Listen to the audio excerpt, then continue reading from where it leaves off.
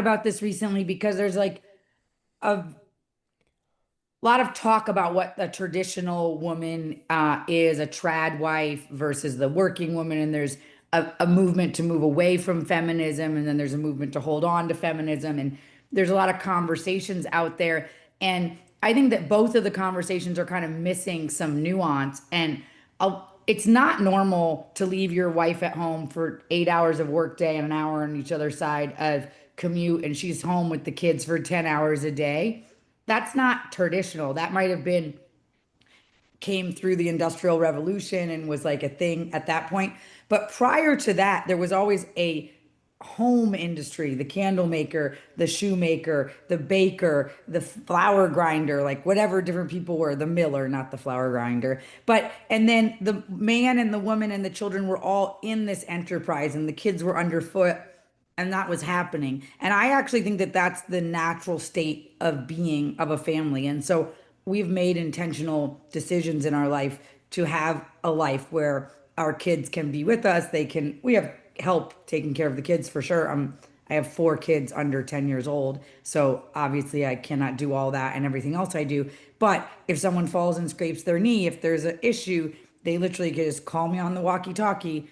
Somebody needs to some co-regulating come up here and I can be there to do that. So I think it's awesome. You might come to my restaurant on the farm and sit down and order a meal and my kids will bluster into the restaurant with hay stuck to their hair and order some pancakes and run around and wipe off a table or two and beg for a cookie and then off out into the wild again. And I think that that is a more natural state for the family where the whole family is working towards one end Yeah. rather than this idea of, the woman stays at home and she's overwhelmed and doesn't have adult conversation, and the man is kind of disconnected and does the work thing and is carrying all that by himself. I think this is a more natural state of being. And I think this is the trad wife or that we should be going for, the trad family that we should be going for is that we're all together in an enterprise. There's all these influencers that are like big trad wives that are happening on the internet. So Yeah. Hannah from Ballerina Farms would be one of them. And so they've gotten very popular showing their life at home. And then there's people, judging other people and saying that they're oppressed and having seven Yeah. children Yeah. is oppressive and blah, blah, blah, blah, blah. And I think that both conversations are kind of missing. Yeah. So you feel like the more natural state of being is it a matter of the whole family working towards one particular goal? Is it a matter of the kids kind of being around a parent or both parents while they're working and while they're kind of doing the supporting? What do you feel like is the most natural state of Both. being? I think it's natural for you to be in relationship with your husband, not away from him 10 hours a day and then Yeah. sleep, then you eat a meal and go to sleep and then he's gone 10 hours a day again. And then I also think it's natural for the kids to be in the room, I mean, my kids were just asking me the other day about mortgages. And then they were like, so why wouldn't you just buy the whole house? Because that seems crazy how much more money you're going to pay. And then I said, oh, well, we didn't have that much money at one time. And they said, Yeah. oh, well, you should have saved more and then just bought it because it would have been better. And I said, yeah, that would be better. That is, but I didn't save. Mommy didn't always make the best decisions about money.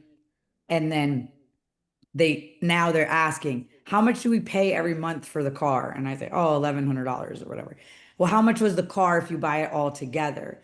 And then I say, 75,000 or whatever. And then they say, okay, but how much are you going to pay by paying every month? And then we do the math Yeah. Yeah. Yeah. and they're interested about it. And I think that that comes from being in this environment where we're talking about leverage, we're talking about what things, just yesterday we were talking about a tractor that we have that's worth $100,000 and my husband said, are we going to have to sell it? And I said, not yet, but it's definitely in the back of my mind Yeah.